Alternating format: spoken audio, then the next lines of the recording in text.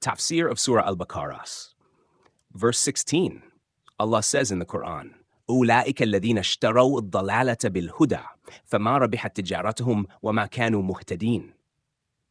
Those are the ones who have purchased error in exchange for guidance, so their transaction has brought no profit, nor were they guided.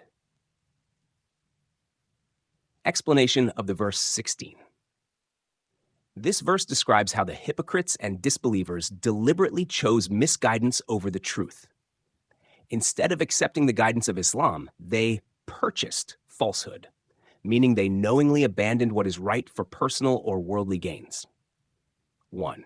They have purchased error in exchange for guidance. The use of purchasing is a metaphor for a transaction. They were offered the truth, guidance, but instead they chose misguidance. This choice is deliberate, meaning they were not simply ignorant. Rather, they knowingly turned away from the truth. This applies to hypocrites who pretended to believe, but their hearts rejected Islam. 2. So their trade did not profit them. In any trade, the goal is to make a profit. However, these people made the worst trade possible.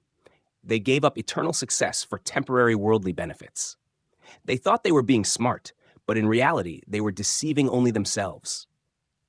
Their loss refers to both this world and the hereafter.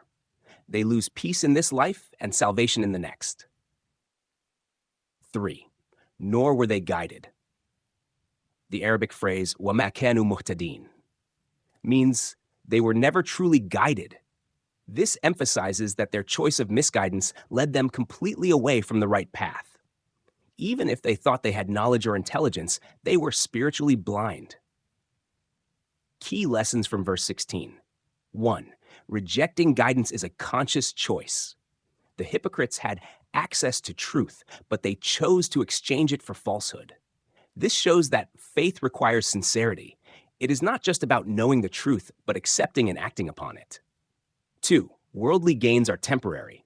Some people abandon their faith for money, power, or status, thinking it will benefit them. However, this is a bad trade, because worldly benefits fade, but the loss in the hereafter is eternal. 3. Spiritual loss is the worst loss.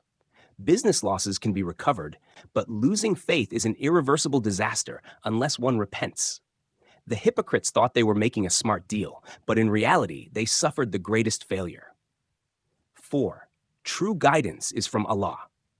No matter how intelligent someone thinks they are, if they reject Allah's guidance, they will remain lost. True success is found in holding on to faith, sincerity, and righteousness. Conclusion of verse 16. This verse highlights the self-destructive nature of hypocrisy. The hypocrites traded guidance for misguidance, thinking they were gaining something.